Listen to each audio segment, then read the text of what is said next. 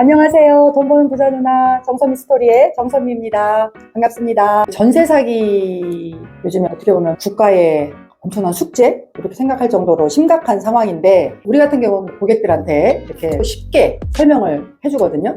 제일 먼저 집을 볼 때, 또 공인중개사를 만날 때 이런 기본적인 것들이 있어요. 첫 번째, 너무 새 집에 대한 선호를 공인중개사가 보여줬을 때는 한 번 정도 의문을 가져라. 그리고 그 새 집 같은 경우는 이렇게 젊은 사람들은 현혹하는 경우가 많아요. 부모님들도 얻어주는 입장에서 구축보다는 신축이 깨끗하니까 자식을 좀 깨끗한 집에 들이면 좋겠다는 생각으로, 그게 어떻게 보면 작은 함정일 수가 있거든요. 이런 신축일 때 더 꼼꼼하게 따져봐야 되는 게 인테리어를 따져보는 게 아니고, 이게 대부분 집을 짓다 보면은 은행권에서 빚을 얻을 수도 있고 하기 때문에 이런 채무 채권 관계를 내가 잘 체크를 해봐야 되는데, 이게 제일 중요한 게 공인중개사한테 내가 이 집을 계약을 할 때 특약사항에다가 보증보험에 가입이 안 될 시에 언제든지 며칠 안에 제 통장으로 계약금이라든가 내가 들어간 돈에 대해서 전액 환불을 요구할 수 있는 조건을 넣어주세요.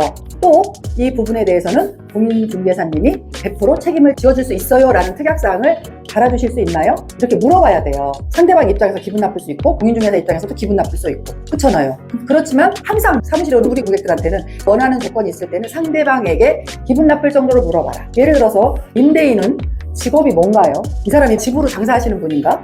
아니면 이분이 공무원이신가? 아니면 회사원이신가? 선생님이신가? 이런 거 중요하거든요. 그래서 저는 꼭 직업군이 뭔지를 따져봐요. 왜냐면 그 사람이 사회적으로 어느 정도 공인력이나 공신력을 갖고 있는 사람들은 평균적으로 봤을 때 나쁜 짓을 못해요. 내가 이 돈을 가지고 어떻게 해야 된다는 생각을 할 수 없기 때문에 직업군에 대해서도 꼼꼼하게 따져봐라. 그리고 요새 허그라고 해서 주택공사 같은데 보증보험 막 가입하고 하잖아요.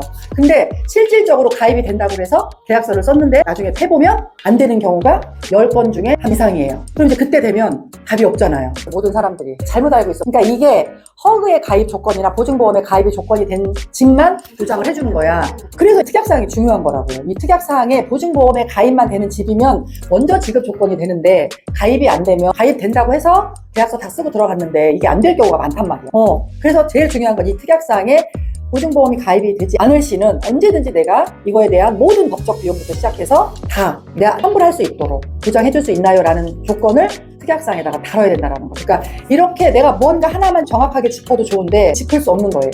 그리고 큰 틀에서 봤을 때 내가 가고자 하는 집의 등기부 등본이 아무리 깨끗하다 하더라도 집주인이 신탁을 끼고 대출을 받아서 쓰는 경우도 있고요. 여러 가지 표시 안 나는 돈들이 되게 많거든요. 요새는 뭐 확정일자 받는 것도 의미 없고요. 의미 없는 일들이 너무 많다 보니까 이런 일이 터진 거예요. 그래서 그런 특약사항을 내가 알고 있어도 조금은 예리하게 물어보는 거를 조금 더 돈을 보전할 수 있는 방법이기 때문에 그걸 꼭 물어봐라 라는 거를 얘기를 하고, 또 국세 체납 같은 거 많을 수도 있어요. 국세 체납 이런 거 공인중개사님한테도 체크하면서 만약에 전세 사기라고 느껴졌을 때는 당황하지 말고 일단 차분하게 소장 이런 것들을 잘 작성하면서 법원에 가면 내가 어떤 법적으로 가압류할 수 있는, 내가 들어간 보증금에 대해서, 계약금에 대해서 압류할 수 있는 방법들이 있거든요. 세입자들에 대한 법이 많이 강화가 됐기 때문에 이런 보호 차원에서 집주인에 대한 자산을 찾아내줘요. 다시 얘기하면 특약사항에 대한 사항을 꼼꼼하게 짚어라. 집주인의 직업군 이런 것들도 짚어라. 또 세 번째는 공인중개사님한테 꼼꼼하게 다 체크하면 오히려 내가 전문가인데 나 못 믿고 하냐는 그런 눈빛이 있을 수 있거든요. 그런 거 개의치 하지 말고 여러분들의 재산을 지키기 위해서는 약간 기분 나쁠 정도로 좀 디테일하게 다 물어봐야 돼요. 예를 들어서 수도권 같은 경우는 뭐 5억, 7억 뭐 정도가 허그에 가입할 수 있습니다. 지방은 3억, 5억 가입할 수 있습니다. 이거 다 그냥 데이터일 뿐이지 전부 계산하는 방법이 굉장히 복잡해요. 그래서 여러분들이 이 금액에 대해서 나는 5억 들어갔으니까 5억 보전할 수 있겠지? 7억 했으니까 7억 보전할 수 있겠지? 이거 아니란 얘기예요. 특히 소액일수록 여러분들 이런 특약사항에 대한 거를